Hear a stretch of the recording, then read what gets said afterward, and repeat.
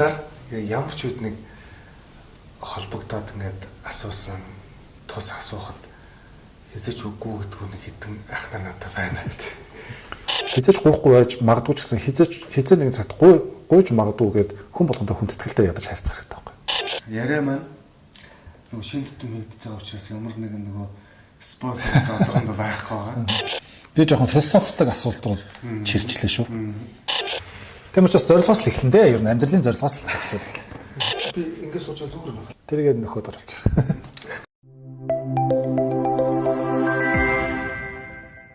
Тэгэхээр ямар ч сан таныг бол компаниуд болон одоо сошиал байгаа ажил хэрэгч хүмүүс сургалт хийгээд сургалт өгöd гэдгээр ч юм бол илүү сайн мэдчихэж байгаа. Та сургалтаа яг маш товч яг ямар чиглэлийн сургалт хийдэг юм? Тэгээд үнийг хэр удаа хийж байгаа? Яагаад энэ таны сургалтууд ингэж хэрэлттэй байгаад? Яагаад яг таны сургалтын юу хүмүүст хэрэгтэй байгаа талаар ярьж өгч. Маш товчонд бол хүний хөгжлийн сургалт. Хүний хөгжилтэй холбоотой. Чиглэлтэй эсвэл яг нэг ерөнхий юм жанжин шугамд хүний хөгжил гэж байгаа. Ерөөсөө суурь нь бол хүний хөгжил. За. Тэгэл хүний хөгжүүлэхийн тулд хүний сэтгэлгээтэй, тэ зан үйлтэй, харилцаа, хандлагатай, мэдлэг, боловсралтай ингээл олон талтай хамаатай. Бусдаа яаж хамтарч ажиллах вэ? Хамтын ажиллагаа, нэг багийн ажиллагаа гэл тэ. Хүн ер нь чухал байр суурин дээр байгаа тохиолдолд хэрхэн яаж манлайлах хэрэгтэй, ингээ манлайллын агуулга тэ. Хүний хөгжилтэй холбоотой сэдвүүд нь бол өөр сургалтууд байгаа гэсэн. Өнөөдрийн бидний байгаа байдал. За яг хувь хүн дээр өнөөдөр миний байгаа байдал, амьдралын чанар одоо байгаа байдлыг бүгдийг нь оруулж төсөөлье.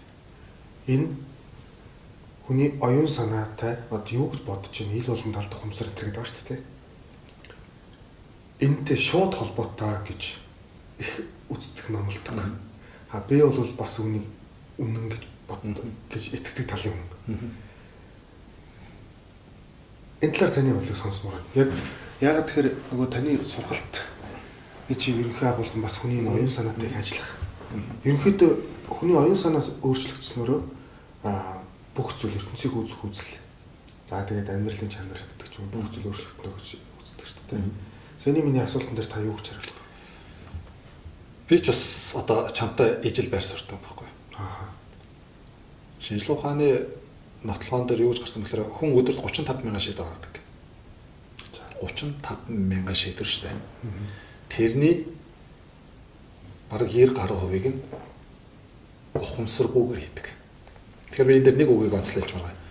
Ухамсаргүйгээр юм уу эсвэл үл ухамсарлах байдлаар гэж л ярина. Далд гэж ярихгүй шүү. Хүмүүс далд гэж яриад байгаа. Үг төөрвөл утга төөрнө шүү.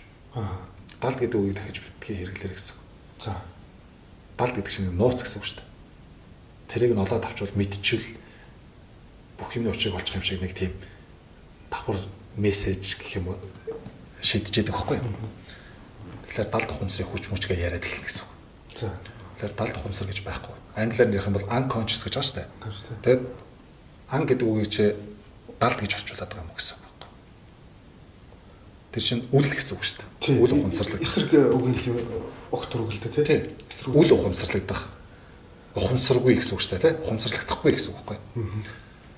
Тэгээд далд ухамсаргээ яриад эхэлж бодож шүү. Тэгэхээр үл ухамсарлагдах байдлаар бид нэр 35,000 шийдвэрээ ихэнх юм гаргадаг байна. 90 гаруй.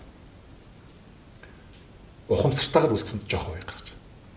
Гэхдээ энэ 35,000 шийдвэр гаргалтын үр дүнд бидний хэн байх, яаж амьдрах тэр хэлбэр бий болж байгаа гэсэн үг байхгүй. Үр дүнд.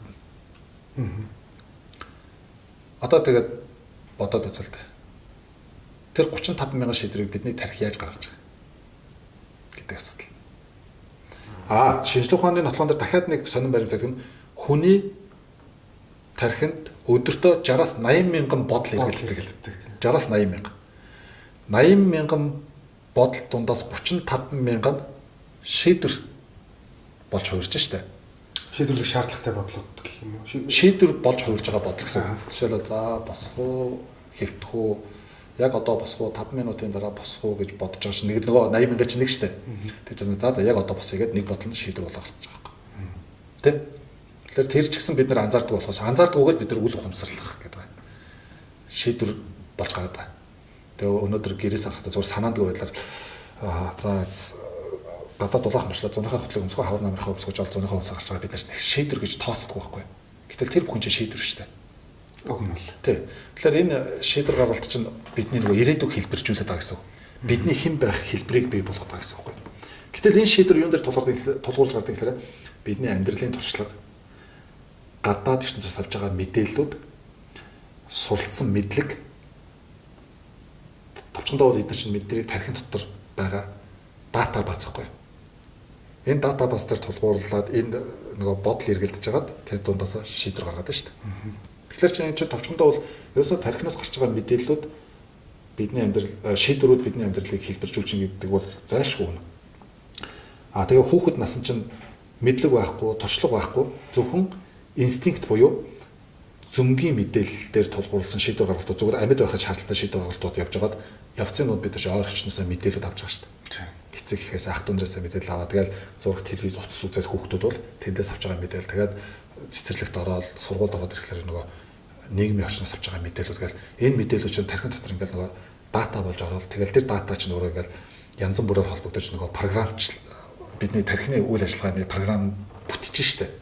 Тэгээд тэр програмаараа шийдвэр гаргаж байгаа буюу товчхондоо бид нар хүүхэд насндаа авсан програмууд бидний тархины үйл ажиллагааны одоо суурь програмууд болж байгаа гэсэн.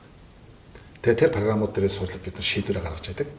Тэгэхээр хүн амьдралын чанараас сайжруулъя гэвэл гэтээ бид нар яг үндэ бидний сонголтоос үл хамааран хүүхэд байхдаа 9 шидийн мэдээлэл сонсцсон хартсан байдаг. Тэгэхээр бид нар яг хөглөрөө ухамсартай жоохон нас биеийг үүсээд ирэхлээр заавал хүүхэд нас руу өнгөх хэрэгтэй. Өнгийгөөд өөртөө ажиллах гэдэг шүү дээ. Би юунд итгэдэг, юу надад сайхан санагддаг, юу муухай санагддаг ингээл өөртөө ажиллах замаар тэнд нөгөө алдаатай програм суудсан байх вэ. Тэр алдаатай програмаа засаад тэгжиж бид нар сая нөгөө хүсэж байгаа ирээдүгөө бүтээхэд тохирох тэр програмчлалыг өөрөө ухамсартайгаар суужиж шинэ мэдлэг авсныхаа хүчинд шүү дээ. Мэдлэгээр тэрнтэйг ажиллаж тэгжээд цаашгаа илүү оновчтой шийдвэр гаргаж ирээдүйд чи илүү аз жаргалтай амьдралын чанар чи сайн болох боломжтой байхгүй юу? Тэгэхгүй бол өөртөө ажиллахгүй бол мянга юм сураалдаг. Гэхдээ хүүхэд насан суудсан програм чинь авч байгаа шинээр орж байгаа бүх мэдээлэл чинь тэр програмд ашиглаж шийдвэр гаргадаг байхгүй. Тэрийг л нөгөө үйл ухамсарлах гэдэг юм.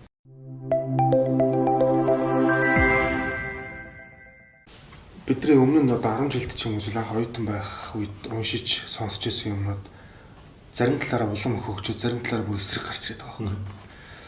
Жишээлбэл одоо амжилт гэдэг нэг юм байна. Хүн болгоны одоо харилцаа адилгүй нэг ийм хүрх цэг гэж ойлгоод байгаа шүү дээ. Гэтэл сүүлийн үеийн одоо зарим нэг их сурвалж одоо ном юм дээр болохоор тэр бол ямар нэгэн хүрдэг цэг биш. Энэ бол зөвхөн процесс. Төрөлтмийн гэдэг байгаа байхгүй. Тэгэхээр би асуух гэдэг яг энийг яг юу гэж тодорхойлох гэдэг байгаа байхгүй. Тэгэхээр үнэхээр яг нэг юм хүрдэг цэг биш юм бол өдөр тутмын процесс юм бол миний энд ингэ сууж байгаа хүртэл амжилт болж байгаа байхгүй. Энийг яг яаж ялгаж салгаж ойлгох юм? Би жоо толгой ирээд 20 эдэн настай байхдаа бас яг хүрдэг цэг гэж ойлгож байсан. Тэгэл хүмүүс хүрдэг цэг ойлгочлоор хүмүүсийн амжилттай байгаа эсхийч гэсэн нэг хүрсэн цэгээр нь тодорхойлно шүү дээ. Тийм. Тэр дарга болчих яа мундаг амжилттай явж байна. Оо тэр баяччих мундаг амжилттай гэл тэ. Тэг өөрийг харахаар би юунд ч хүрээгүй байна. Би өөртөө амжилттай гэл тэ. Энд ч одоо хаанаас очсон 90 оноос хойш л орж ирсэн ойлголт байна. Магадгүй барууны үзэл санаа гэж магадгүй. Тэгэхээр наавал багаас л саяхны хүртэл би бичгсээр юм л ойлголттой л явж байна. Тэгээ англи хэлэн дээр бол баг амжилтанд хүрэх гэдэг л утга яваад байгаа шүү дээ. Тэгэхээр хүрэх гэдэг үг л байж байгаа бол тэр чинь хүрдэг цэг гэсэн санаа л шүү. Нэг цэг байгаад шүү дээ. Уулын оргил гарна гэж. Тэгэхээр энд хөтлөгдөж явсан 20 наснда 20 эд наснда. Тэгээ 30 гараад ирэхдээ би бас яг эргэлзэж эхэлсэн. Яг үний юм уу? Тийм бол их л цөөхөн хүн амжилтанд хүрдэг юм байна да тий. Тэгээд амьдралдаа ямар нэгэн албан тушаал ахаагүй баяжаагүй зүгээр мөрөөр амьдраад дууссан хүмүүс тэгээд амжилтгүй амьдсан буюу хамгийн азгүй хүмүүс болж хувирах юм уу гээл тий. Эргэлзээнд орж ирсэн. Тэгээд энэ энэ ойлголтыг ойлгохын тулд ухад судалсан тэгсэн төрөгдсөн байсан. Энэ бол хүрдэг цэг байгаагүй. Монгол үгийнхаа үнцээр хөөсөн ч гэсэн бид нар бол нэг амжилтанд хүрэх тухай ярьж байгаагүй юм байна. Энэ чинь хожуу монгол хэлэнд нутагшсан ойлголт байгаа байхгүй. Ер нь бол амьд байх хугацаанд амжиж зорилгоо биелүүл амьд одоо амьдралынхаа зорилгыг биелүүлэхэлтэй bucket list хүн болж төрснөөхөө хэргийг гаргах, амжиж гаргах. Амжиж хэргийг гаргана гэдэг чинь ямар нэг юмд хүрэхээс илүүтэй өдөр тутамдаа хийх тухай асуудал байхгүй.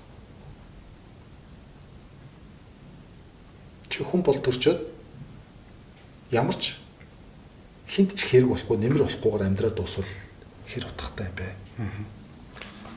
Нэг тийм сошиалор зураг явуулдаг шүү дээ, гоё ламборжин. Чи хичнээн үнэтэй байгаад буруу газараа байвал ямар ч үн цэнэгүй буюу тоосон дарагдсан нэг ламборжиний зураг гэдэг шүү дээ. Тэрэн шиг байхгүй юу? Чи хүн бол төрчөөд хүн болсныхоо хэргийг гаргахгүй явсаар бодвол тэр ламборжинтэй л адилхан гэсэн. Тэгэхээр нэг хүн болсныхоо хэргийг гаргана гэдэг нэг чухал ойлголт байгаа шүү дээ. Гэхдээ бидний амьдрал хамгийн харамсалтай хязгаартай. Тэрийг бол хүн болгон мэддэг тийм. Гэхдээ бүр хамгийн тийм хясалантай хязгаар нь хаа хүрээд дуусах хинч мэдгүй.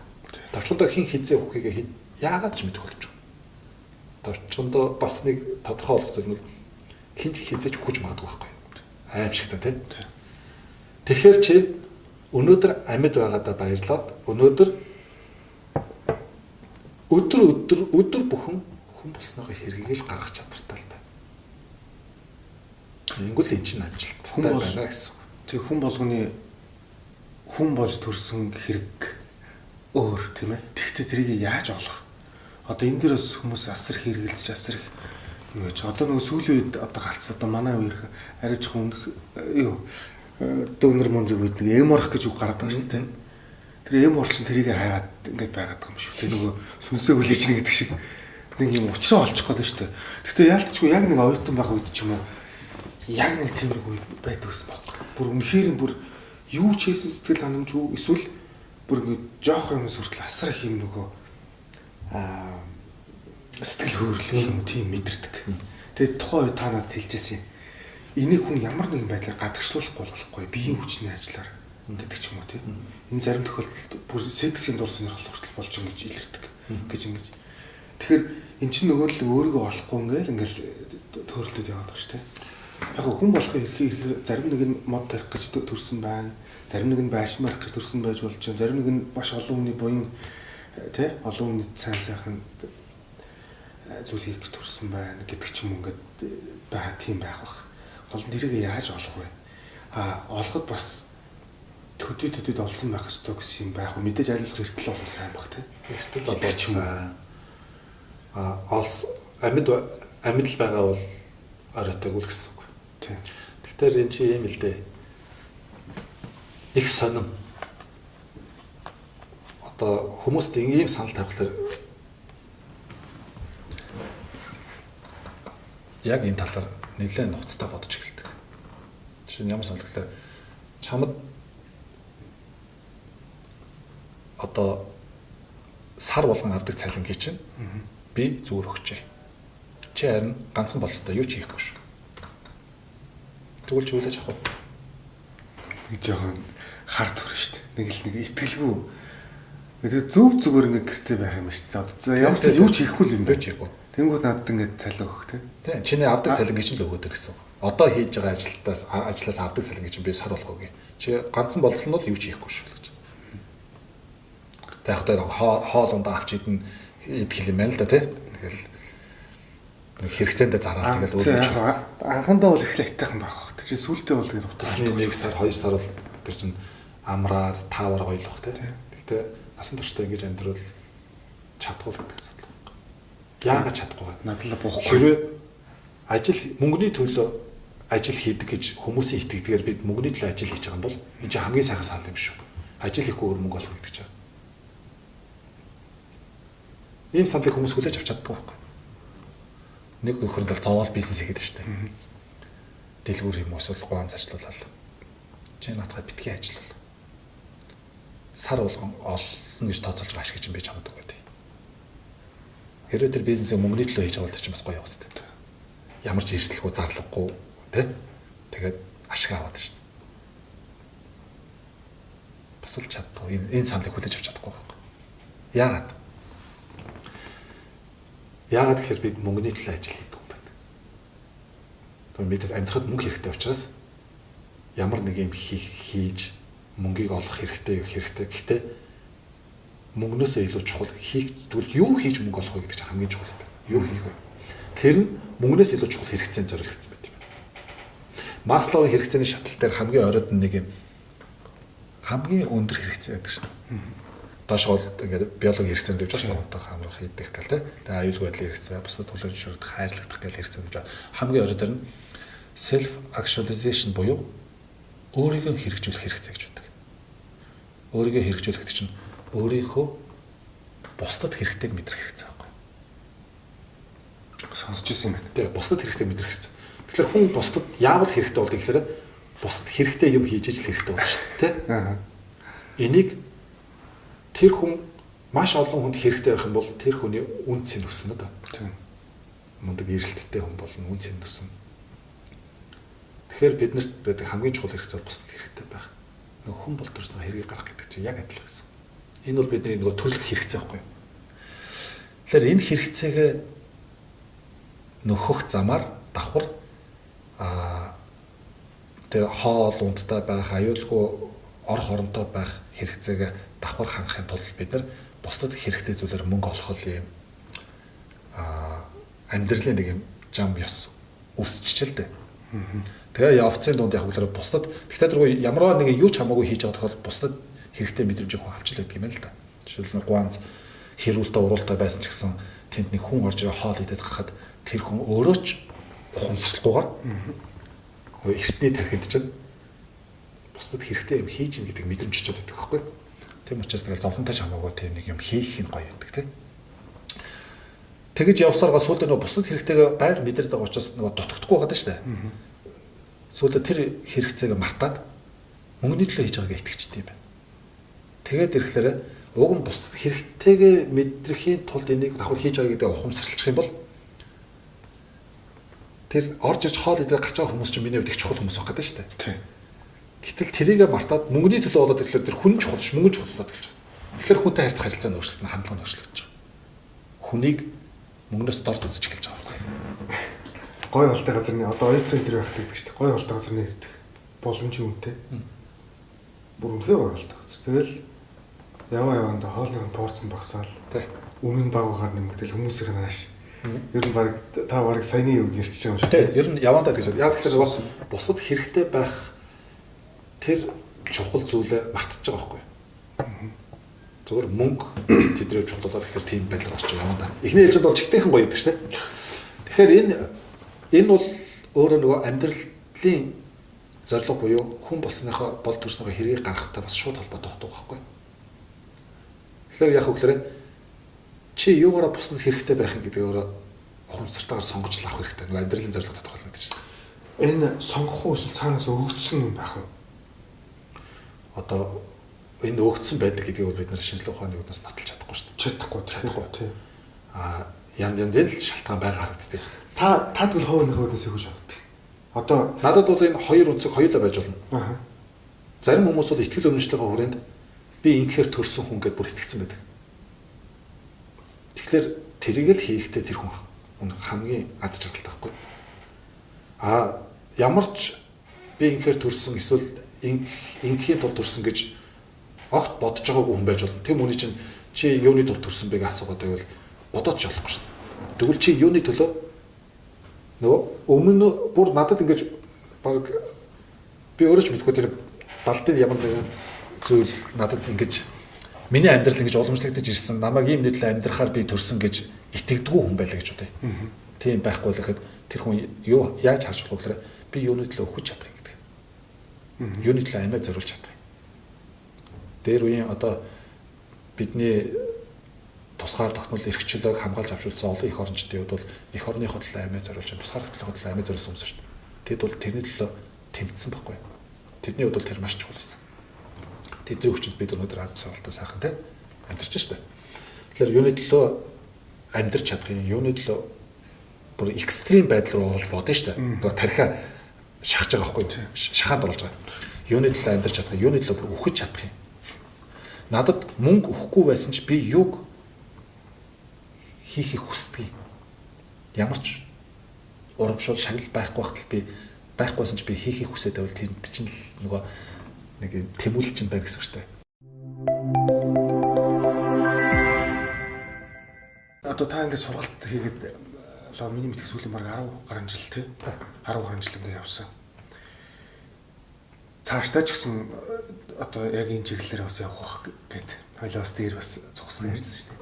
Тэгвэл энэ та яг өөрөө одоо нөгөө ухамсартайгаар би энэ нийгэмд гэдэг юм уу энэ байгаа цаг хугацаанд ийм юм хийя гэж шийдвэрлэгдэж гарсан ийм шийдвэр үү эсвэл үнэхээр тэр нэг цаанаасаа тэр зөв одоо юу гэх юм итгэл үнэмшил байсан. Итгэл үнэмшил тэр нэг бидний тэр шинжлэх ухаанаар нотолж чадахгүй гэж хэлээд байгаа тэр нэг голын хатгаас энэ тэрхээс үл яриад байгаа шүү дээ. Хүссэн үсэг бүр ингээд өдрийн бодол шөнийн зүуд болж тэгж одоо хийж байгаа зүйл үү? Эсвэл аль нь байна уу? Тэгэд яагаад? Миний яаж тодорхойлж? Миний амьдралын зорилго бол би өөрөө ингэж томьёолсон да. Хүмүүн оршихуйг хөглөх хүч хэрэгжүүлэх гэж. Тэс хүн гэдэг амтан чинь их ховор төрөл юм байна. Одоо шинжлэх ухаанаараач тэр итгэл үнэмшлийн хувьд ч тэр их ховор төрөл зүйл юм байна. Хүнтэй адилхан хөгжсөн амтан яг одоо бидний нүдэнд харж байгаа тийм дэлхий дээр ямар амтан бэ те? Тэр хүний гайхамшигтай чадвар нөөц болцоо бол хязгааргүй. Тэр энэ хүнийг харин энэ нөөц болцоог ашиглаад сэтгэл ханамжтай, аз жаргалтай тэгээд нэг амьдарч байгаа хугацаанд бүтээмжтэй нэг яаж амьдрах вэ? Инхэд бол юу хийх нь зөв бэ гэдэг энэ агуулгыг ерөөсөө инхэтэл би туслая гэдэг энэ агуулга бол хүмүүн оршихуйг хөглөх хүч хэрэгжүүлэх гэсэн миний эрхэм зорилго баггүй. Товчондоо бусдыг аз жаргалтай амжилттай амьдрахад туслая гэж. Хэрэгтэй мэдлэгийг өгье гэдэг. Би өсвөр насндаа за нэг 20-21 наснда нэг гол саяны чиний хэлдэг голын хатгаас гэдэг шиг ингээл өдөр шөнөгүй зүүдлээд бодол энийг л хийсэн гэж бодож байсан тохиолдол байхгүй. Ер нь би бага наснда юу мөрөддөг гэснээр санддаг. Товчондоо бол нөгөө итгэл үнэмшлийн юм бол байхгүй шүү дээ. Итгэл үнэмшлийн юм бол алга. Энийг л хиймээр санагдаад л тэгжсэн байхгүй.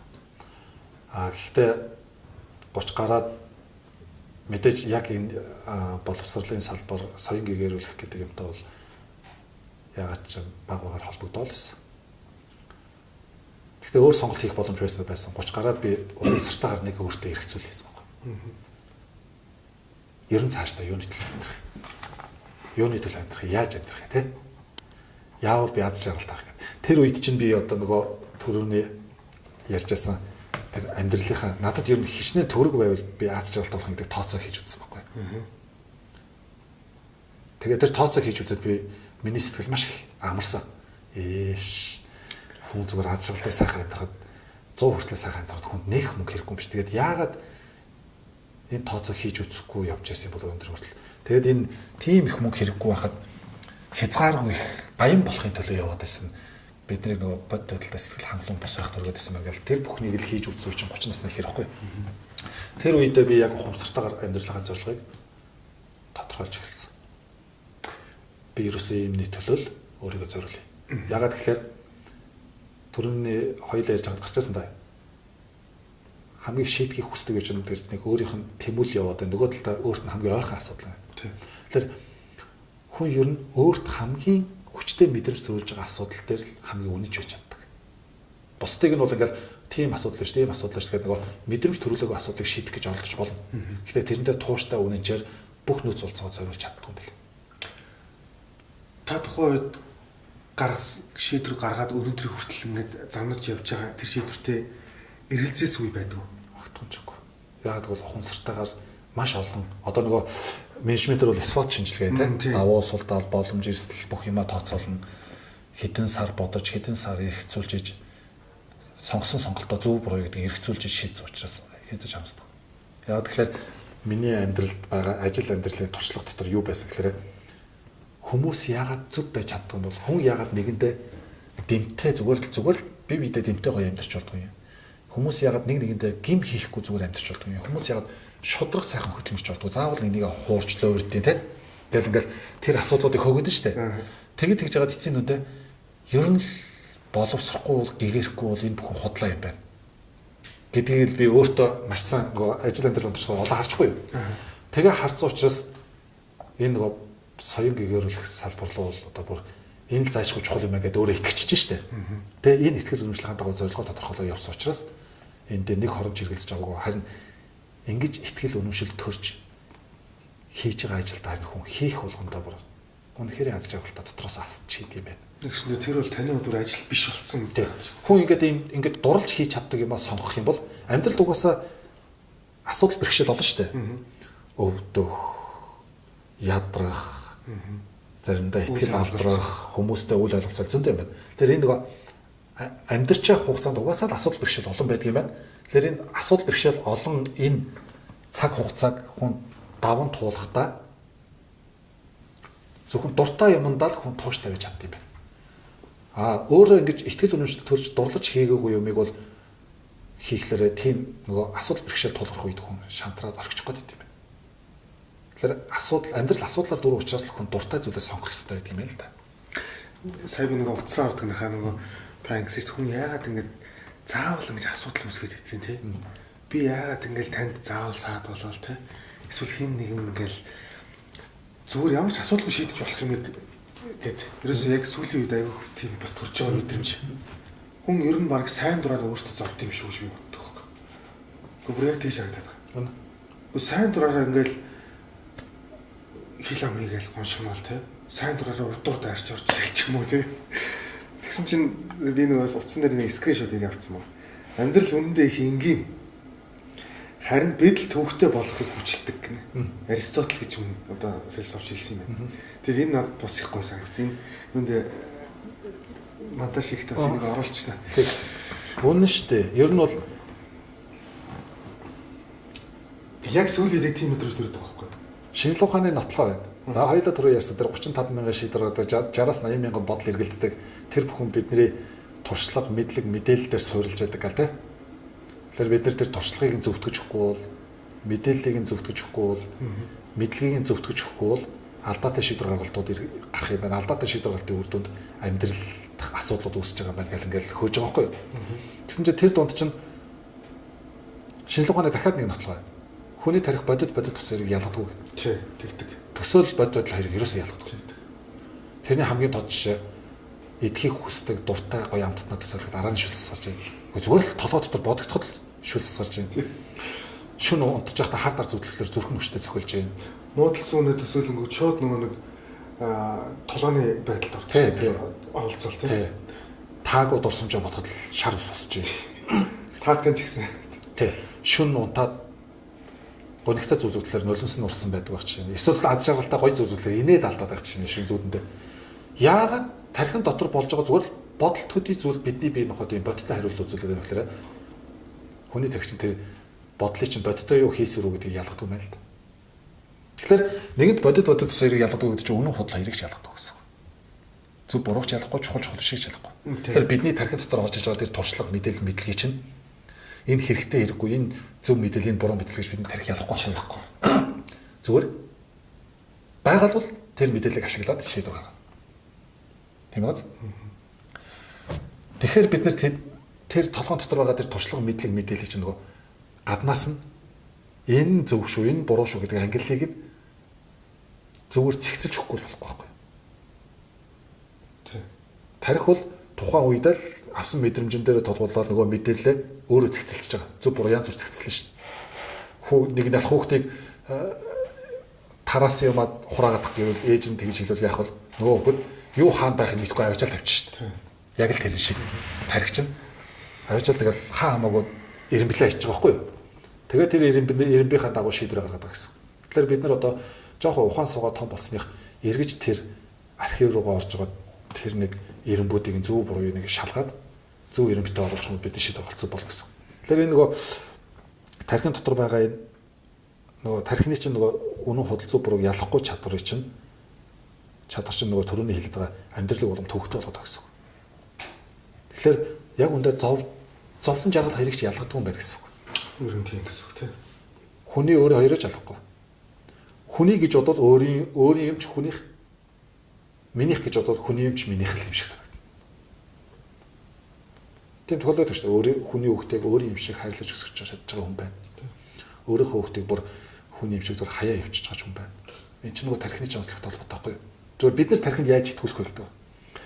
Тэгэхээр энэтэй холбоотой юу хэлэх гэдэг юм бэ? Зовлон жаргал хоёрыг ч ялахгүй юм байна. Юу яг зовлонтой юу жаргалтай юм мэддэг юм байна л да.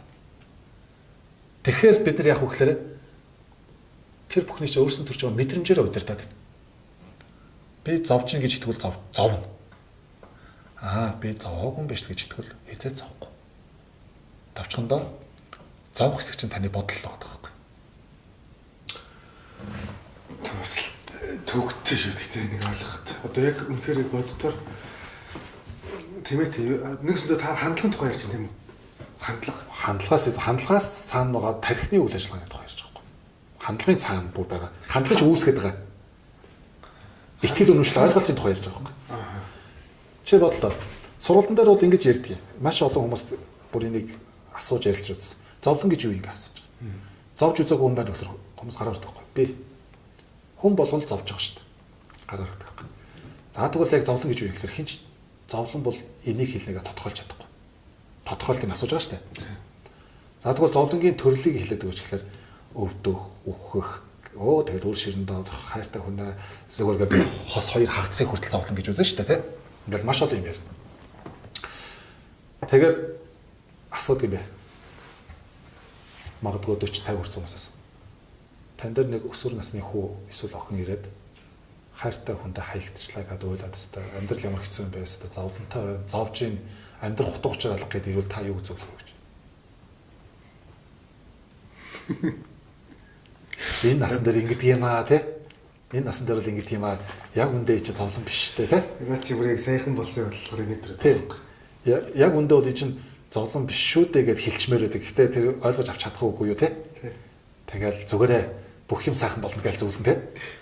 Тэгээд та 30 40 насны өндөрлгөөс 50 насны өндөрлгөөс 18 хүүхдийн зовлон гарах зовлон биш л байна. Тэ? Хэрвээ тэр үнэхээр зовлон юм бол бүх насны хүмүүст адилхан зовлонтой мэдрэмж төрүүлнэ үстэй. Яг энэ шиг цаг хугацаанаас үл хамааран. Үл хамааран.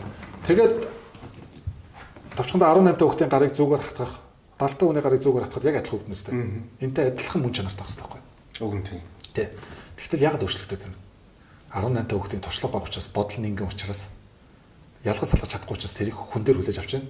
50 60 хүн бол нөгөө цэгцэрсэн туршлагачсан учраас те яаж л 90 бас нэг 30-ын олцсон биш амьдраад үтцсэн те тэрийг чинь зовлон гэж хүлээж авах болцсон байна. Тэгээд зовлонгийн тодорхойлтыг гаргаж өгч байгаа байхгүй юу? Чи хүсвэл хичээвэл жоохон хөгжиж чадвал шийдэгдэж болох асуудал бол зовлон биш ээ. Чи хичээгээд чадахгүй, хүсээд чадахгүй бүр хөгжөөд ч өөрчлөх боломжгүй зүйлийг бол одоо зовлон гэж үзэж болох юм. Тэгтэл бас өөр хоёр талтай. За тэгэхээр яг ингээд хичээгэж өөрчилж чадахгүй, хүсэж өөрчилж чадахгүй зүйл юу вэ? Асууж байгаа. Тэгэхээр хүмүүс жоохон бодоод нөгөө зовж штэ ингээд гэл олон юм ярьж байсан хүмүүс чинь цөөрөөд. За хичээгээд ч хүсэж өөрчилж чадах юм бол өхөл хагацл юм байна. Идэгшгүй өвчин юм байна.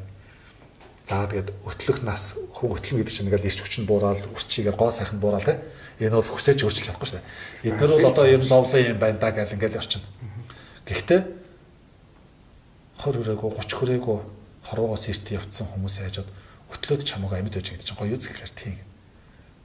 Бас нэр нас болгоныхоо амьд байгийнхаа мөн чанарыг мэдэрч чадвал ер нь өтлөх бас ч асуудал биш юм байна. Тэгтээ хүмүүс одоо ингээд өтлөхтөр ингэж маш их юу яах юм. Ингэж ач холбогдолч нөгөө л хоёулын сайн ярьж байгаа нөгөө хүмүүс зүгээр энгийн байгалийн жамыг хүртэл ингээд зовлон гэж хараад.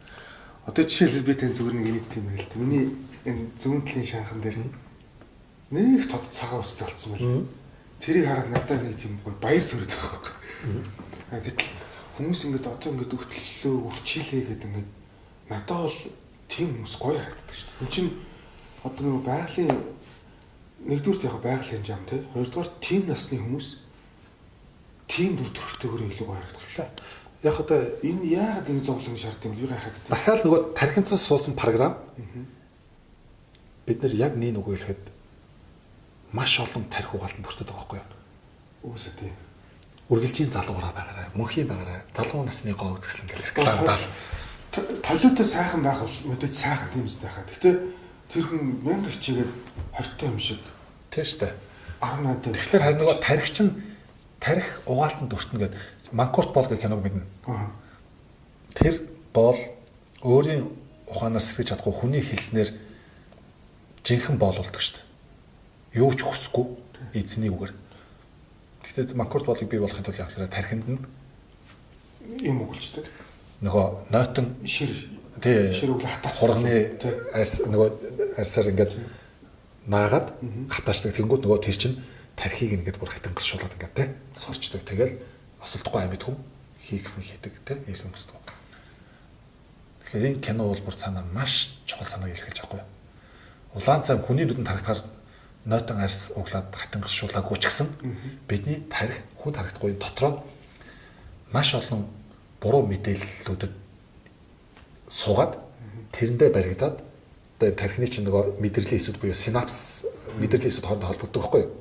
Тэр холбоосууд чинь нейронуудын холбоосууд нь ерөөсөө яг тэр мэдээлэл авсан мэдээллээрээ л дагуу зам үсгээд ажилладаг болсон. Тэгэхээр тэд нар яаж гэхээр нөгөө бараа бүтээгдэхүүн суцчлал нөгөө хүмүүст чинь залуу байхгүй өрчиiвэл одоо тэгэл бараг амьдрал чинь дуусаа шүү дээ тий. Өрчиiвэл танд ерөөсөө боломжгүй болно юу ч олдохгүй гэдэг ийм тарих угаалтанд өртөөд нөгөө өрчийнхээс айдаг болчихж байгаа. Залуу байхад дурлна гоё болно. Товчхон дээр жам ёсыг сөрөх гэж оролдож эхэлж байна. Тэр битгээр мөнх амьдрах гэж хүсэж шүү дээ. Ер нь бол өтөл насыг бол зүгээр амьд энэ хорвоос эрт буцсан хүмүүстэй харьцуулахад өтлөөд ч бол амьд байгаа нь гоё байхгүй юу? Тийм ээ. А хүн дээр үед бол өвчин хийсч ирдэг, хилж ирдэг гэдэг байсан бол одоо шинжлэх ухаан хөгжсөн. Эрт илрүүлэг, урьдчилан сэргийлэх асуудал маш их ярддаг болсон. Одоо энэ цагт бол өвчин хилж ирдэг болсон. Битгий тийм хэрэглээд байгаарай л гэж сануулаад байгаа сте. Тэгвэл ингэ шүүр гэдэг хаа тэгэл хэрэглээл. Тэгэхээр амьдралын зөв хэмээх тавал тэр өвчнч бас гайгүй асуудал болж байгаа. За өхөл бол угаасаа зайлшгүй юм. Тэрийг одоо зовлон гэж үзэх үү эсвэл амьд байгаа дээрээ л амжуулаад амьдралаас та үнэхээр сайхан амьдраад авчих юм бол ер нь өхлөөс хүн хэрэг айдаг бол амьдрч чадаагүй хүн өхлөөс их айгаад байх шиг санагдаад байна. Таахал сайдгүй. Айдаг үе байсан. Одоо бол би өхлөөс бол нэг айхгүй дээ. Зүгээр амьд байх хугацаанд юм хийж чадахгүй байх үйл гэдгээс хайж байгаа. Айх юм бол. Хааштай л нүүрэн тулаад ирэх өхлөөс одоо агаад ч яах юм бэлээ те. Яг үнэ тэр яг үнэхээр амар зүйл бас мөн ч юм биш ч юм уу тийм бидний төсөөл байгаа шүү дээ. Нөгөө харахгүй шин энэ тийм сүнснээс айдаг шиг бидний хийсвэр төсөөл. Үнэхээр нүдэнд нь харагдсан болгоо эсвэл бодогдсон болгоно сүнс байсан ч юм уугүй ч юм уу. Зарим нь ганц нэг сүнстэй таарсан гэж болно. Гэхдээ бусад үед орой болгон харахгүй гудмаар явхад айдас ч их үсгүүрээд байгаа нь зүгээр төсөөлийн алдаа гэж байна. Даргал хөдлөнө гэж байна шүү дээ. Тийм тийм. Тэгэхээр энэ чинь яг энэ шиг нөгөө өхөл өмтгөр аймаар ч юм уу үгүй ч юм уу бас мэдэхгүй шүү дээ. Тэгэхээр бид нар төсөөлийн алдаа байгаа байхгүй.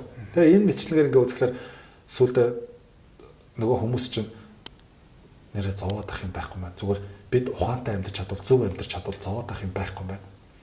Хэрвээ хүсээд жоохон илүү хичээчвэл илүү их хангалттай хүсч чадвал өөрчилж болдог зүйлийг тэгвэл юу гэж нэрлэх юм бэ гэдэг асуулаар энэ бидний үгсийн санд бэлэх үг нэж шүү дээ. Бэрхшээл. Энэ бол бэрх хэцүү юм. Чи илүү хөгжиж давдаг зүйл. Илүү хичээж давах зүйл. Товчхондоо бол одоо нэг өмнөхөөс л илүү хүчин чармайлт гарах хэрэгтэй л гэсэн санаа штэ бэрх шүү. Жохон хэцүү бэрх шүү те. Одоогийн чиний төвшөнд бол жохон бэрхшүүлэх те. Тэгээд бэрхийг давчих юм бол хөгжиж давж байгаа учраас тэр хүн өмнөх төвшгөөс ахинаа да. Нэг давцсан байхад тэр зүйл тэр хүний үед хязгаарч бэрх биш болж байна. Нөгөө 18-тай салсан хоёр хос те. Дараагийн даваа тэр хүний танд бэрх болно. Тийм. Тэгэхээр эн чинь бэрхшээл бол хүнийг хөгжөхөд тусалдаг зүйл байгааз. Тэгэхээр ингээд та нарын амьдрал тэгээд байсан зовоогод байсан зүйл чинь бэрхшээл байсан байна уу зовлон байсан мөхлөр ихэнх нь бол бэрхшээл юм байна л гэж. Тэнгүүд хүмүүс ингэдэг байхгүй. Ингээд толгойн дотор нөгөө бодол нь өөр болоод эхэлж шít. Тэнгүүд ёо би сургалтанд суугаад одоо миний амьдралд байгаа бүх зүйл зүгээр бэрхшээл төдий юм байна гэдгийг олгоод дотор онгойчлоо гэдэг. Одоо өмнө зовж ийн гэж бодоод итгэжсэн тарих нь одоо сая би зовоогүй байсан биш үү гэдгийг олж харж байгаа байхгүй. Тэгсэн чинь сэтгэл хөнгөрөөд амьдрал гоё гэгээтэй санагдаад эхэлж байна. Амьдралыг одоо үзэх илүү өөдрөг, илүү эерэг болж эхэлж байна. Өөр өнцгөөс харж шүү дээ. Тэгэхээр юу гэж хэлэх гээд байгаа нөхлөөр та зовж ийн гэж итгвэл та зовно. А та зовоогүй гэж итгвэл хэзээ зовхгүй. Яаж бодож байгаа яг тэр чинь л зөв. Яг бол тарих чинь таны бодолд чинь л итгэж байгаа. Тэгээд итгэж байгаа тарих яадаг гэхээр тарих чинь бидний бие махбодын бүх хэсгийг удирж байгаа шүү дээ. Тэр ихтэй эд хэсгийг хүртэл удирж байгаа. Тэгэхээр бодоо бие махбодын хэсгүүдийн эд бүр хэсэг бүрийг яаж удирдах вэ? Зовсон хүн ямар хэвээр яг тэгж л удирдах шүү дээ. За зовсон хүний нүд ямар вэ? Ямарч галгүй болно. Тэгэхээр тэгээд зовхон унжин толгой гудаад хөлөө чирнэ. Тэгээ жоохон бөхтийн. Яг зовсон ямар хэвээр яг тэр дүрийг л тарих чинь үүсгэн шүү дээ. Би зовоогүй байна эдгээр чинь ердөө бэрхшээл төдий юм байна. Надад боломж их байгаа байна гэвэл яг тэгж итгэсэн тарих яах вэ гэхээр зовоогүй хүний дүрийг үүсгэж эхлэх байхгүй юу? Товчхондоо ямар дүр үүсгэхэд та тарихандаа эхлээд итгүүлээд нь шүү дээ. За ямар ч боломж байхгүй байна гэж итгэсэн хүний тарих ямар ч боломжгүй нөхцөлд хүн ямар дүртэй болдгоо тэрийг л үүсгэнэ. Яг энэ төрөөс тэгж харна. Тэгж л харна. Надад боломж дүүрэн байгаа мэн гэж тарихандаа итгүүлэх юм бол тарих чинь дүүрэн боломжтой хүн ямар дүртэй байдаг тэрийг үүсгэнэ. Ядчил юм эргэл хайгуул гэсэн тий. 50 нас зүгээр жишээлүүд үзэл 50 настай хоёр хүн байна. Нэг нь өөрийгөө хөгшингээ итгэж, нэг нь эд насан дээр ирж ингээ итгэцсэн. Энэ хоёр хүнийг жишээлбэл ямар тархиндаа тэгээ итгүүлчихэж байгаа шүү дээ. Энэ хоёр хүний нийгмийн одоо харилцаанд орох үеийн дүрийг чи бодоо.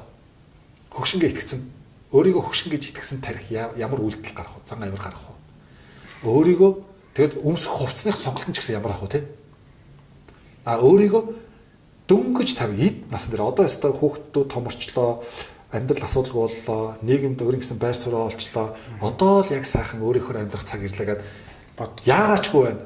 100-ийн дөнгөж тална гэж итгэж байгаа хүн тэгж итгэсэн тарих ямар хувцс өмсөж, ямар сонголт хийж, ямар байдлаар дүр үүсгэж явах вэ нийгмийн харилцаанд. Би яг наадхан дээр чинь тантай бүр 100% санал нэг нахаа. Гэхдээ хүмүүс бас ингэж магадгүй. Нэг toxic positive хандлага гэдэг нь хитрхи нэг юм одоо нөгөө хуурмаг өөдрөг сэтгэлгээ гэх юм уу тийм хуурмаг өөдрөг сэтгэлгээ. Хуурмаг өөдрөг сэтгэлгээ яг боддоор одоо өөрийгөө тэгж мэдрэх хоёрыг яаж ялгаж салах вэ? Одоо би чамд зүгээр үннийг хэлье заяа. Хүссэн ч эсвсэн ч юм уу хүн болгоны нэг хүн байна гэдэг чинь нэг тарих байна л гэсэн үг байхгүй юу? Тийм. Тэгэхээр зүгээр тарих руугаа эргээд өнгийгөөд үз. Хүссэн сүгөө би тарихаа хуурчл амьдарч байгаа шүү дээ. Яг тэгвэл тарих чинь юу өнөө юу хотлыг ялахгүй юм чинь. За яста сайхан амьдрахын тулд мөнгө хэрэгтэй юм байна. Мөнгө их байх тусмаа илүү сайхан амьдрах юм байна. Энд чинь ч гэсэн та тарихаа хуурчгаал хэлбэр байхгүй юу? Тархин чинь үнэндээ сайхан амьдрахад юу хэрэгтэй тарих чинь мэдэхгүй. Тэгээд мөнгө хэрэгтэй гэж итгүүлсэн хүнийхэн зөв юм уу эсвэл хүнээс өөр хүнд л хэрэгтэй байдаг гэж итгүүлсэн хүнийхэн зөв юм уу? Аль нь л тарихаа хуурж байгаа шүү дээ. За хаа яг наатан дээр та нэг таны яриа миний бэлдсэн асуултрыг орчиж байгаа байхгүй.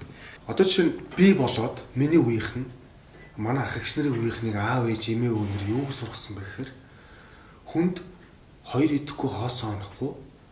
За тэгэл тухайн үед чинь хэллэгүүд байдаг гэсэн. Дунд идэж дулаан хавтар байхад болдгийг. Тэ? За яаж иж байгаа л сургуульд ороод нэг айтайхан ажилд орж аваад тэгэл тэндээ ингэ шигд. Тэ? Тэгэл амьдрал төр нөр илүү мөрөс хэрэг байхгүй. Гэж сургадаг гэсэн. Би ч тэгж бас явсан баг тэ. Гэтэл сүүлийн үед бас арай өөр хандлагууд гарч ирж байна. Хүн эрхчлөөтэй амьдрах хэрэгтэй. Эрхчлөө гэдэг нь санхүүгийн хувьд ч тэр, цаг хугацааны хувьд ч тэр, оюун санааны хувьд ч тэр. Гэхдээ яг миний нэг гол асуух гэсэн асуулт нь үнэхээр бид нэр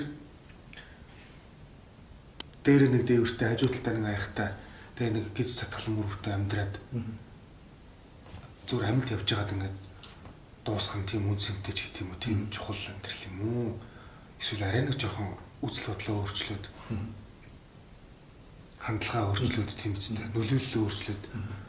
Яа тийм төрөвчөнд мөнгөнийхөө хэмжээг ч гэсэн бас нэмэгдүүлээд. Бас нэг хүн шиг айтайхан сайхан амьдраад. Бий болоод сүнсээ жаргаагаад тийм. Тэгж амьдрах нь арай дээр юм. Би бол хоёр дахь нь сонгомоор. Тэгээ энэнд хариулахаас өмнө түрүүнийх нь асуултад хариулт өгөхгүй бол магадгүй үзэж байгаа хүмүүс нөгөө хариултанд хэлсэнгүй шүү дээ гэдэг. Тэр toxic positive буюу сөрөг хортой эерэг байдал гэдэг. Тийм. Хортой эерэг байдал гэдгийг бид нар андуураад байгаа. Асуудал байхгүй шүү дээ. Бүх юм болж шүү дээ гэдэг их хортой эерэг гэж байгаа. Тэгэхээр нөгөө хортой эерэг байдал гэдэг бол асуудал байхад бүх зүйл болж шүү дээ сайхан байна гэдэг чинь хортой эерэг байдал байхгүй юу? Монголчуудын ярьдгаар энэ бол positive буюу англи хэлэн дээр яригдана. Монгол хэлний эерэг гэдэг үгэнд бол toxic гэдэг үг давхар залгагдаж орж ирэхгүй. Боломжгүй. Яг тэгвэл if a гэдэг хоёр үг хоёулаа утга санаа нэг байхгүй юу? If-тэй дөрвөн амтан гэвэл эерэг хандлагатай дөрвөн амтан л гэсэн үг. Чи хараараа if a гэдэг хоёр үг цуг бол if a гэж. Тийм. Тэгэхээр энэ хоёр үг чинь ижил утга санаатай буюу хоорондоо нийлж зогцох одоо биентэйгээ ингээд нөгөө нийлэмжтэй зохистой байх гэдэг санаа. Хэрвээ эерэг бодлох юм бол юмыг ойлгох, учрыг нь ухаж ойлгох чадвартай нааштай бодол санаа гэсэн үг байхгүй юу? Монгол хэлний толичиг дээр байж байгаа. Тэгээ ингээ хөөхлөр бид нар ингэж ярьдаг байсан байна. Өө энэ гарын эвдүүтэй. Тийм. Өө энэ хүний аргыг олдог, арга эвийг олдог тийм. Харилцааны эвдүүтэй. Тэр чинь юу гэхээр вэ? Эвдүүтэй гэдэг чинь л эерэг хандлагатай, эерэг харилцаатай л хүн гэсэн үг шүү дээ. Тэгэнгүүт ингээд цааш нь ухаад харангууд нэг юм байна. Тэгвэл тэгээд нөгөө асуудлыг олж хараад эерэг хандлагаар асуудалд яаж хандах юм бэ гэж байгаа. Тэгвэл асуудлыг эв зүгээр шийдэж чаддаг хүн чинь л эерэг хандлагатай байхгүй. Тэгээс асуудал байхгүй гэж боддог биш. Бидний хувьд бол ерөөсөө тийм боломжтой. Тэгэхээр эерэг байдал гэдэг бол өөрөө тийм эерэг байх нь муу зүйл огт биш. Барууныхны positive гэдэг манайхны эерэгтэй хэр утгын хувьд хэр дүүдгийг мэдээж чинь үндэстнийхээ тэг тухайн үгийг ойлгох өнцөг нь өөр шүү дээ. Тэгэхээр тэр нэг тэг өөр гэдэг баг. Би бол монгол хэлний эерэг гэдэг үгэнд тийм toxic positive гэдэг санаа бол хэзээ ч орж ирдэггүй л гэж хардаг. Нэг хоёрдугаарт нь өөдрөг байдал хит хийсвэр гэдэг. Хүний тарих хийсвэрлж ижил урагш яв. Хийсвэрлэхгүйгээр энэ тархины чинь бүр мөн чанар шүү дээ. Хийсвэрлэхгүйгээр бүтсэн зүйл байна уу? Энэ чиг хоёр өмсөж байгаа хувцас хамгийн хаана бий болсон юм? Дизайнерын толгой дотор. Тэр хүн тэгээд хийсвэрлэг бол энэ бий болох юм уу? Ямар сандаа хүн төрөлхтөн энэ хийсвэрлэх чадвар чинь бидний хөгжлийн гол хөтлөгч хүчин зүйл гэдгийг ойлгох учраас тийм өгнөд шүү дээ.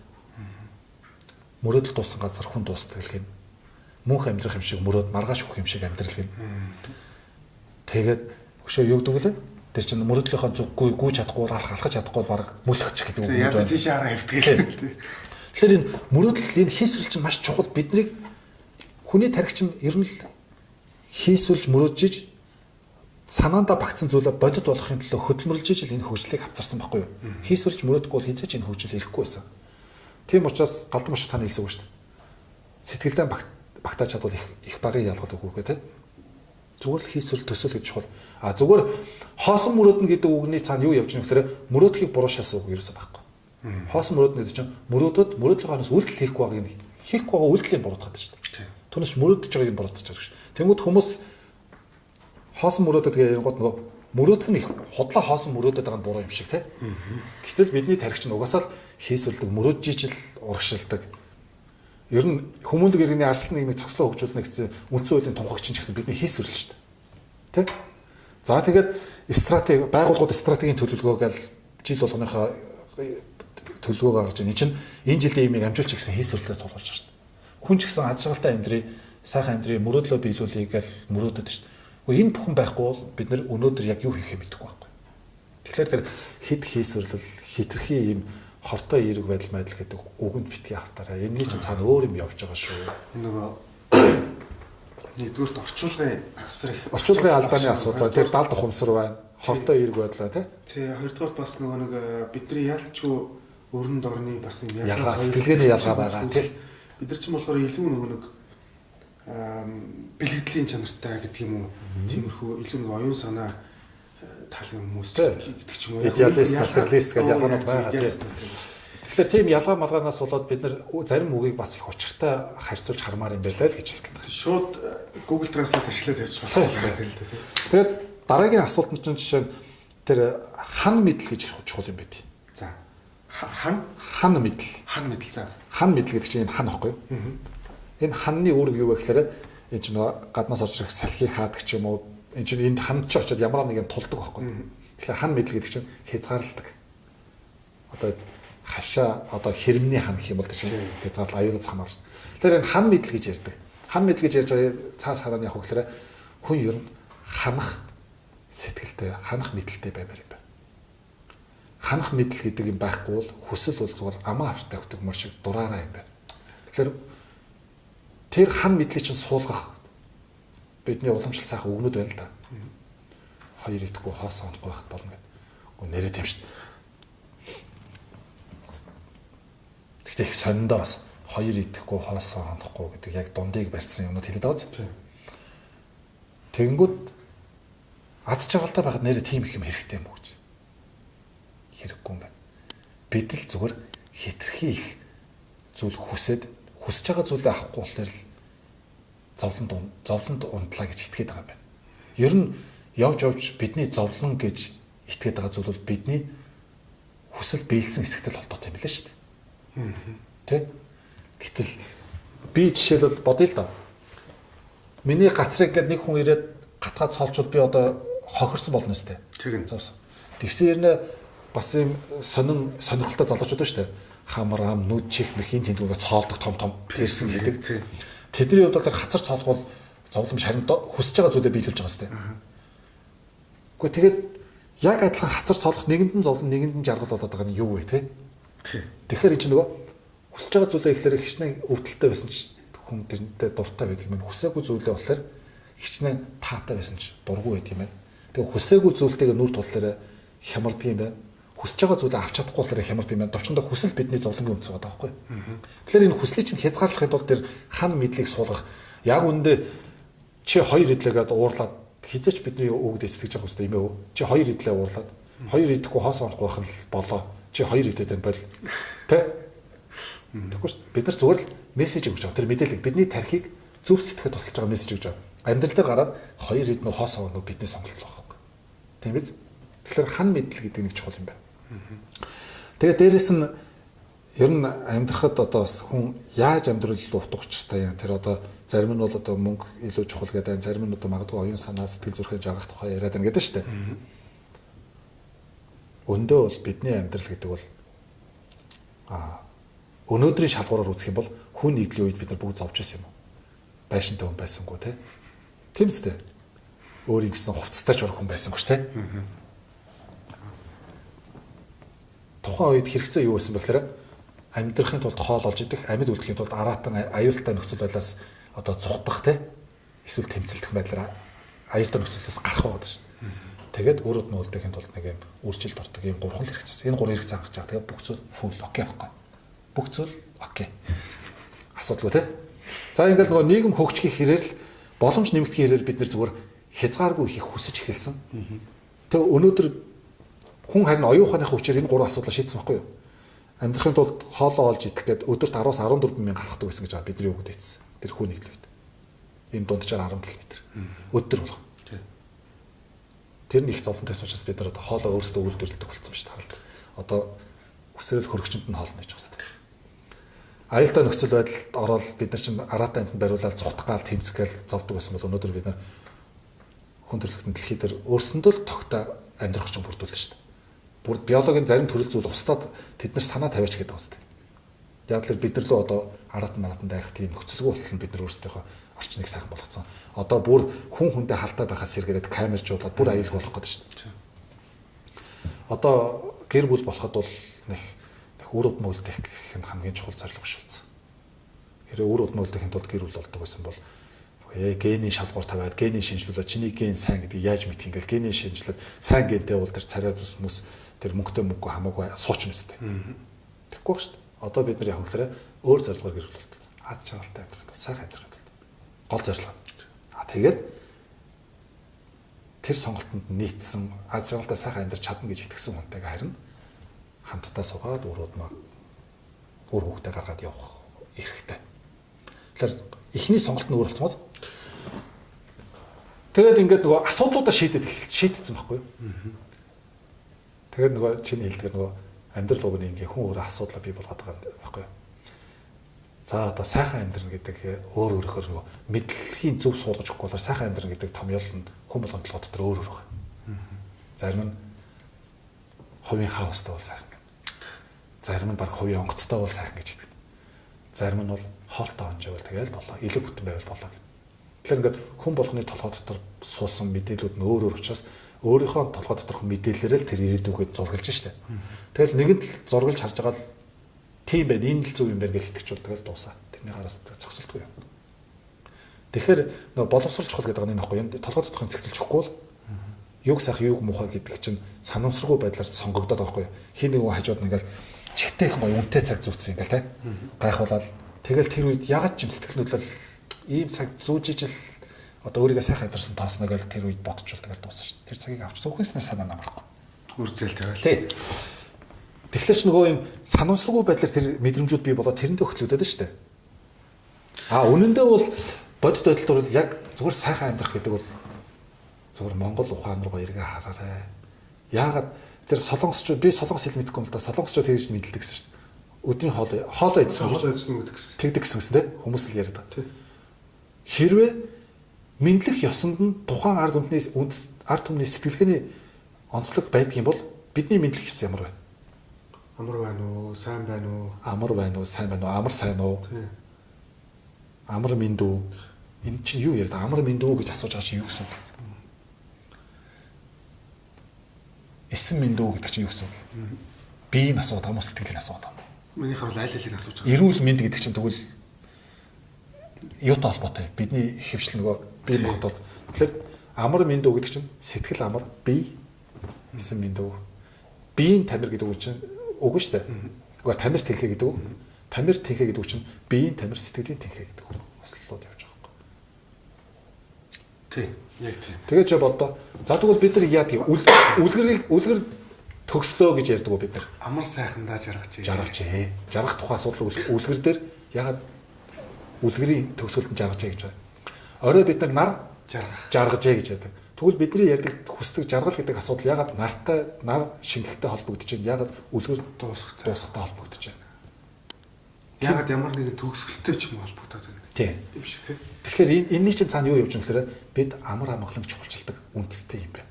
Ягаад гэхээр нууц төвчөнд гардаг Чингис хааны тэр 13 дугаар зууны үеийн тэр цаг үеийг харуулдаг орондоо орох завгүй олзолтож тэмцэлдэх тухай тийм. Тэгээд нөгөө хоорондоо эвлэлдэж нэгдээгүй нэг юм засаг захиргаагүй олон жижиг овг үндэстнүүд бие биенийг өргөл зовгоодог тийм. Товчхондоо бол юм амар тайван амьдрах нөхцөлгүй нийгэм цаг үеийг л давж гарсан. Тэгээд бид нэр амар амгалан чухалчилдаг болсон учраас бид нэр амар амгалан амьдрахын тулд нэгдэж чадсан, хүчрхэж чадсан тийм. Бидний хувьд амар амгалан хамгийн чухал байхгүй. Тэгээ сүүлийн үед яриад шүү дээ. Саяхан би тэр Эйнштейний хэлсэн аз жаргалын тухай зөвлөмж гээд фэйсбүүкээс харлаа. Хаана гинэ нэг улсад явж байгаад зочид бодоо өөрчлөлээд үйлчлсэн хүнтэй нөгөө тип байхгүй, задгаа мөнгө байхгүй учраас нэг жижигхэн цаасан тэр аз жаргалын зөвлөмж хийж өгсөн. Тэгсэн тэр зөвлөмжлөөр нь юу гэхээр ер нь амар амгалан байх чал хамгийн чухал аз жаргал шүү гэдгийг бичсэн байгаа байхгүй. За тэгээд цаашаа ихлээр одоо mindfulness гэх бяцлал яригч юм. Дахиад тэр чинь амар амгалан байх тий. Товчхондоо бол сэтгэлийн амар амгалан бол жаргал юм байна. Тэгвэл сэтгэл амар амгалан байхад хэрэг мөнгө хэрэгтэй. За одоо гэж асуусан. Хэрэг мөнгө хэрэгтэй. Ерөнхийдөө ойлголоо. Тийм бод хэрэг мөнгө хэрэгтэй. Эсвэл сэтгэл амар амгалан байхад хэрэг хоол хэрэгтэй.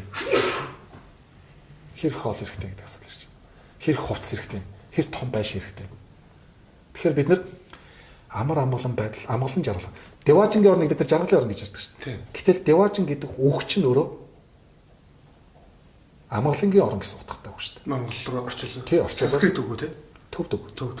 Деважин гэдэг чинь амгалангийн орн л байхгүй. Тэгэхээр амгалангийн орнд бидний бол хүсэл хүн болгоны очихыг хүсдэг орн шүү дээ. Тухайн үед бид тэгж амьдарч ижээ. Тэ? Тэгэхээр чин деважин гэл тэгэхээр энэ бүхнээс харахад бол хүндрэлтний хувьд бол тэр нэг сэтгэлийн амар амгалан гэдэг үгээр юутай харьцуулсахгүй тийм амьдралын чанарын чухал үзүүлэлт байхгүй. Тэгтэл тэр амьдралын чанарын чухал үзүүлэлтээ бид нар сэтгэлийн амар амгаланг Яг л тэр чинь юм л да. Энэ дэлхий дээр амьд амьтан үүссэн цагаас эхлээд өнөөдрийн хүртэл хувьсэл хөгжил явагдах хугацаанд бүх амьтанд толгой дотор одоо бидний тархин дотор амигдала гэдэг нэг жижиг хэсэг байгаа. Амигдала гэдэг нь аюулыг мэдрэх төв байхгүй юу? Аюулыг мэдрэх. Яагаад ийм тусдаа төвтэй болсон юм? Тэр амигдалааг бид нөгөө хил дээр зогсож байгаа цэрэгтэй зөвлөж байна. Цэрэг юуны тулд хил дээр зогсоод байгаа юм? Аюулгүй байдлыг сахиад. Аюулгүй байдлыг сахиад. Тэгэл ямар нэгэн тэнд ерөөс ингээд ямар нэгэн болохгүй юм байна уу гэж харна штэ. Түүнээс биш байгаль ямар сайхан байна гэж явахгүй штэ. Болохгүй юм байх үйл гэж харж байгаа штэ. Юуны төлөө гэхээр биднийг амар амгалан байлгахын тулд. Тийм биз?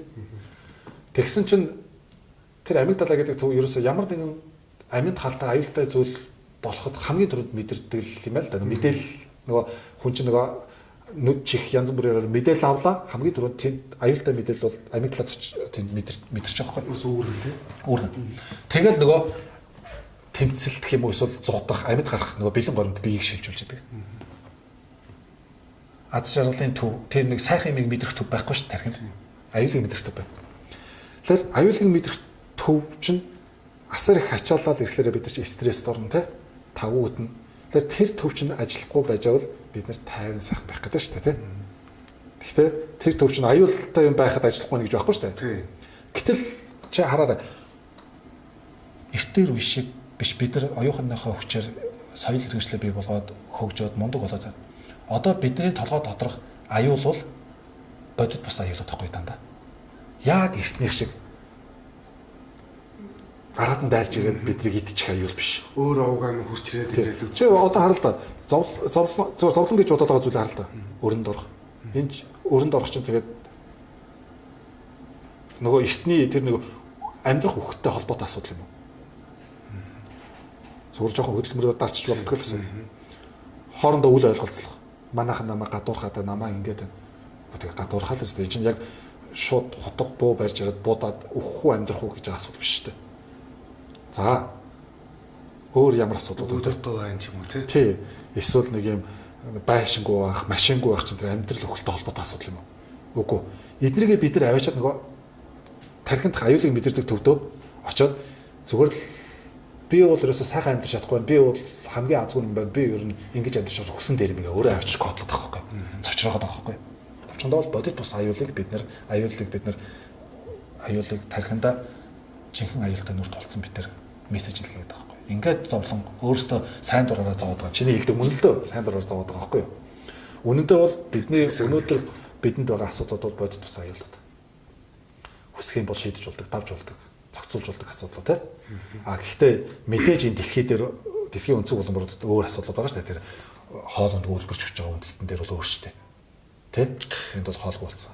Зүгээр энэ Монгол улсынхаа нутаг дэвсгэр дээр Монгол хүмүүсийн хувьд ярихад бол ямар ч. Тэгээ ер нь ихэнх боломжийн хөгжилтэй улс орнууд байгаа хүмүүсийн хувьд бол тэдний мэдрээд байгаа зовлон бол бодит тус аюул асуудалтай л гэсэн.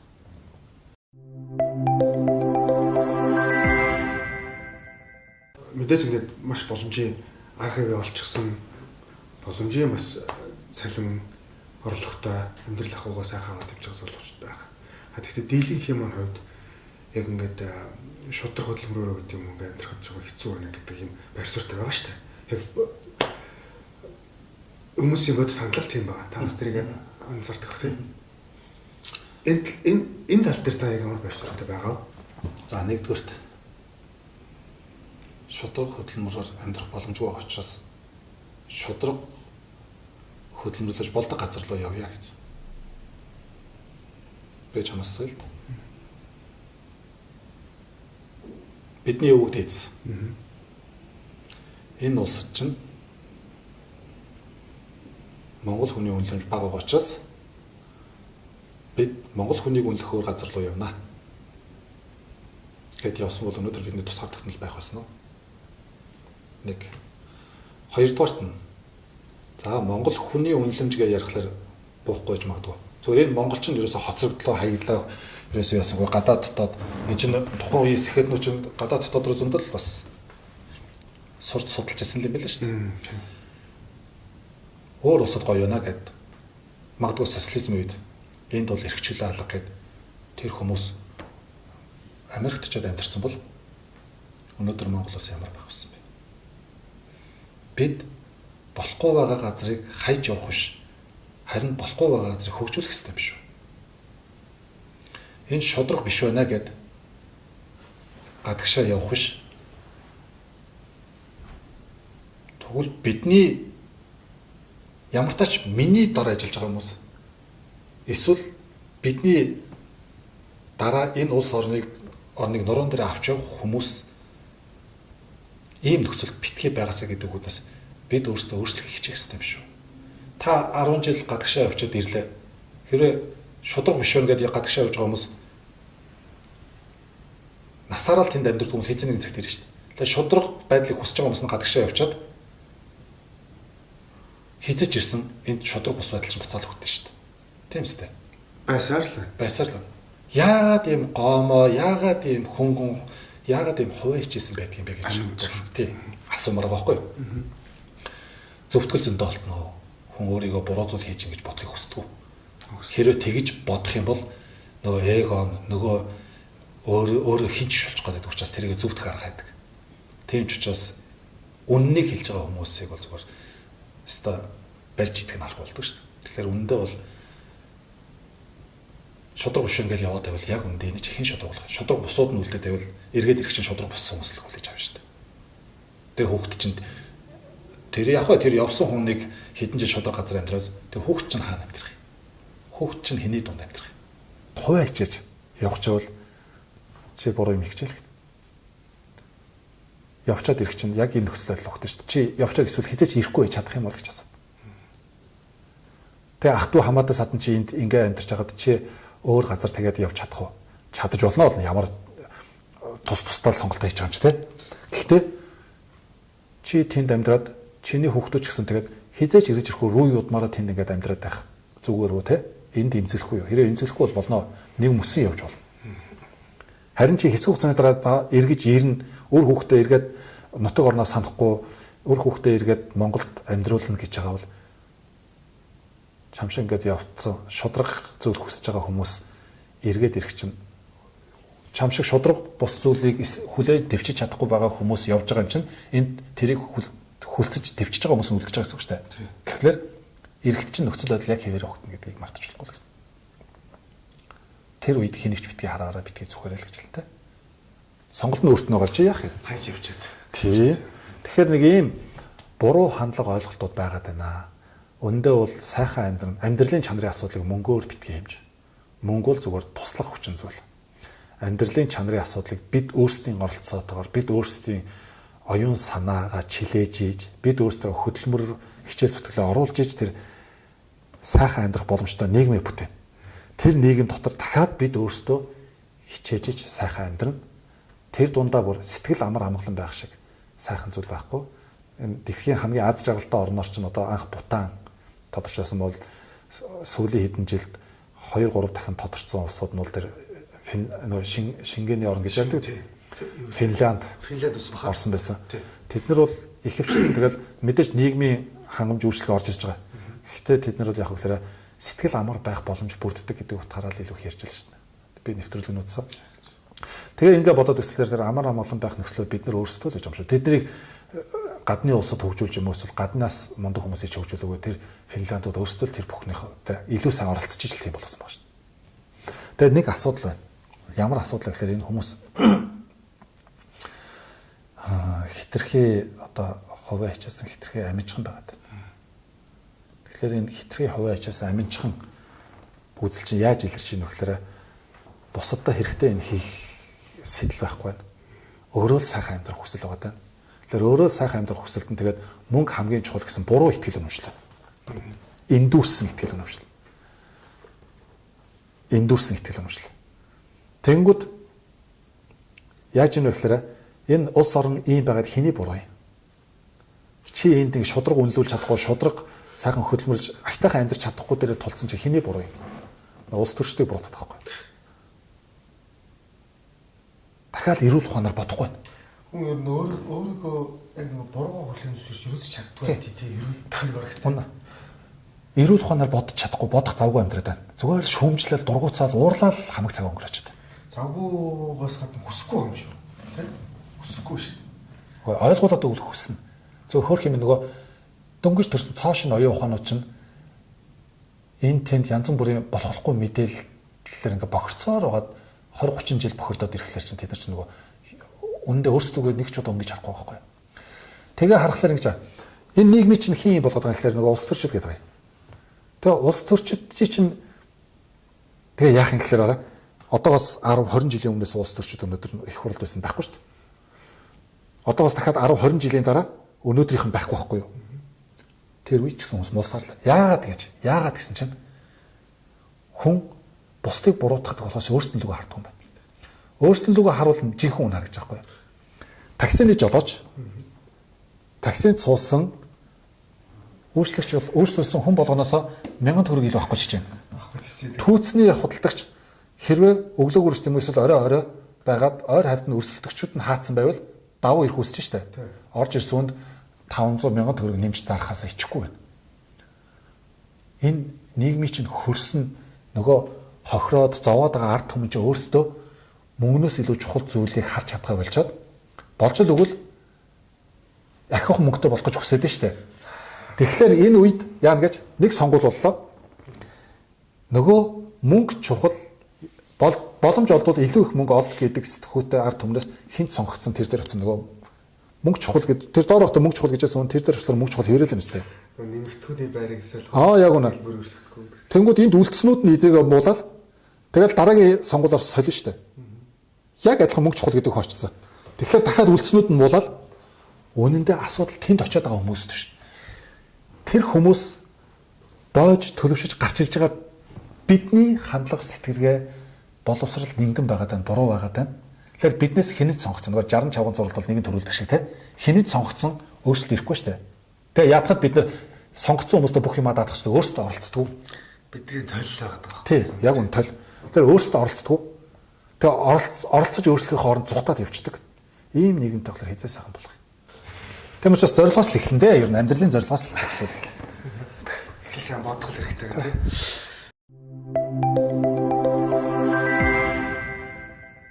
Сүүлийн нэг асуултыг асуугаад тэгээд ойлын яриагаа өндөрлөө. Тэр асуулт нь вөхөр залуучууд ах эгч нар хүмүүс дүүнэр энийг л ойлгочихсон. Би ер нь 10 гаруй жил ингээд сургалт хийж явахад яг энэ хандлага юм уу энэ үзэл бодлоо энэ одоо юу гэдгийг хөвчлэл нэг өөрчилж ирсэн. Тэгвэл бас их юм өөр болно доо гэж боддог нэг зүйл юу вэ? Тэгээд тэрийг одоо хүмүүст тийм ээ бас хэлээд. Хоёлаа өнөөдрийн нэвтрүүлгийг ерөөхдөө товчлээ. Тэгэхээр би юу гэдэг вэ?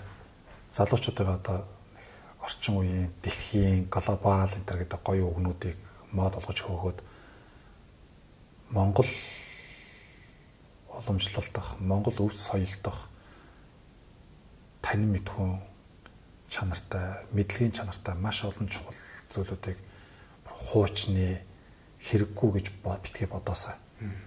Тэгээд Монгол соёл өв уламжлал руугаа маш их өнгөж хараарай. Тэн дотор миний зүгээр хэлж чадаагүй, миний хэлхийг хүсээд ч цаганд нь багтахгүй тэр олон зүйл тэн дотор утгаараа байж. Цойл гэсэд гэдэг намайг уушаал хүмүүс еврейчүүд ямар гайхалтай юм бэ? Монголчууд дутхааргүй гайхалтай.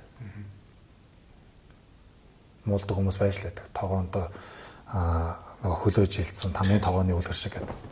Би бол тэр хүмүүст хэлмээр байгаа. Уучлаарай. Өшөө сайн судлаач. Залуучуудаа бол энэ өв соёл руугаа сайн өнгөйгээч. Тэн дотор чинь бидний хэдэн мянган жилийн, хэдэн 100 жилийн ололт амжилт тэндээс чинь шүүгдээ шигшигдээд нөгөө шижир алчиг тунаад үлдсэн туршлага мэдлэг байж байгаа. Монголчууд ч нөгөө нүүдэлчин гэдэг утгаараа айхтар их номын сан үүсгэж хурааж байсан юм баг аман соёл ихтэй тий. Тэгэхээр тэр дотор байж байгаа. Бид нар өв соёл руу гарах юм бол яавал ажиглалтай амьдрах юм, яавал амжилттай амьдрах юм, яавал үнцэнтэй байх юм, яавал гэдэг бүх аргууд чинь тэн дотор байж байгаа. Бид еврейчүүдээс тутгааргүй энэ тэнцвэр хэмжээний тийм танин мэдхүү тэ ард түмэн байна лээ шүү. Дээрээс нь тэр эртний Грек, Ром тэ Төв Азийн тэр соёл философоос тутгааргүй бас дорн дахны том соёлын нэг хэсэг монголчуудад бас байна. Утга учир өгөхөд илүү ач холбогдол өндөртэй, тогтвортой байдаг зүйл бол биднийг дуусах үед л биднэрт хамт дуусч болдог тэр зүйл байхгүй юу? Тэр нь юу гэхээр бид нэр зүрх өөрийгөө ухаж аваад гаргаж ирсэн өөрийнхөө өмнө тавьсан зорилго байхгүй юу? Тэгэхээр ийм зорилготой бай. Эний чинь хэтийн зорилго бол ойрын зовлон оршно гэдэг чинь зорилгогүй хүн бол яг хөөхлөөр өдөр тутмын шийдвэр гаргалтууд нь тухай үедээ л байдаг байхгүй юу? Яг нөгөө мэдрэмжэндээ хөтлөгдөг. А хэтийн зорилго гэдэг бол өнөөдрийн шийдвэр гаргалт 10 жилийн дараах үр дүнг тооцоолж гаргаж байгаа шүү дээ. Тэгэхээр энэ хэтийн зорилгогүй бол тэгэл аахар шахар тогоо эргүүлсэн л болж байгаа байхгүй юу? Тулга тарьсан. Бага дуслаг юм байна тий. Тэгэхээр амьдралын зорилгоо их зөв томьёолоод зорилготой амьдрал. Тэгээд зорилгодоо хүрэх сайхан амьдрах чинь хэрэг болох зүйл учраас өв соёлт чинь байж байгаа. Тийшээ өнгөөл гэж ийм хоёр зүйлийг л хэлмээр. Дараагийн дугаар дээр ямар хүн орохыг би мэдэхгүй. Тэгэхээр хэн байхыг та мэдэхгүй нэ шүү дээ. Рандомор санамсаргүй байдлаар та энэ дээр тэр хүнээс ямар нэгэн байдлаар одоо хэн нэгнээс тийм ээ асуухыг хүссэн тэр асуултаа бичиж өгөх гэсэн. Тэг. Юу ч хийж болно. Ямар ч асуулт хийж болно. А тэр хүн хинч байж болно. Тэгээд нэг за би бичиж үлдээх юм та асуултаа бичиж үлдээх. Тэ бичиж хэлж өгөх юм, уншиж өгөх юм. Шаардлагатай тийм. За. Би жоохон философик асуулт руу чирчлээ шүү.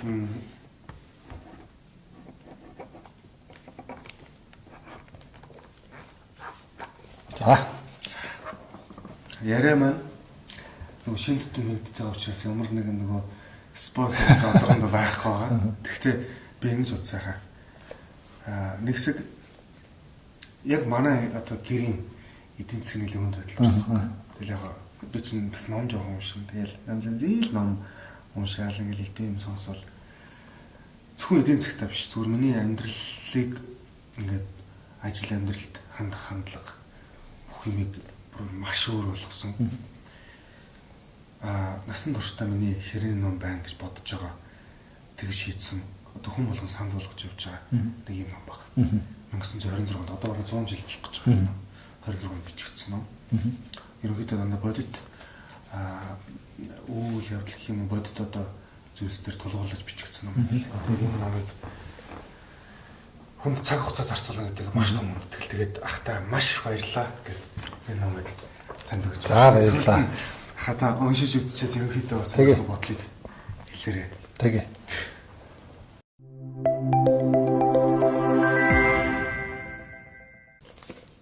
Тэгээд энэ юунаас гадна зүгээр дундуур нөхөд оруулах нэг юм түрүүн би хэлээж байгаа мартчих. Тэрний юу гэхээр нөгөө санхүүгийн хувьд эрх чөлөөтэй баймаар гэсэн шүү дээ. Тий санхүү цаг хугацааны хувьд. Цаг хугацааны хувьд тий санхүүгийн хувьд ч гэж ярьсан. Тэгэхээр санхүүгийн хувьд эрх чөлөөтэй байх гэдэг хүмүүс буруу ойлгоод байдаг шүү. Санхүүгийн хувьд эрх чөлөөтэй байна гэдэг нь санхүүгийн хувьд хэн нэгнээс хараат бус байх тухай ойлголт болохоос биш хязгааргүй их мөнгөтэй байх тухай ойлголт биш. Яг зөв. Яг зөв. Тэгэхээр түрүүний юу л хан мэдл. Тий. Тэгэхээр хязгааргүй их мөнгөтэй байх тухай ойлголт гэж одоо тийшээ тууршлаад байгаа хүмүүс. Тэгэхээр хэн нэгнээс хараат бус байх тухай ойлголт гэдэг чинь өөрөө юу хэлж байна вэ гэхээр өөрийнхөө хэрэгцээтэй мөнгийг өөрөө олж чаддаг чадварлахгүй юу. Тэгэл гүцээ. Энэ бол санхүүгээр эрх чөлөөгөө дэмжиж байгаа хэлбэр гүцээ. Өөр юм байхгүй. Номоо задлаад үзлээ. За.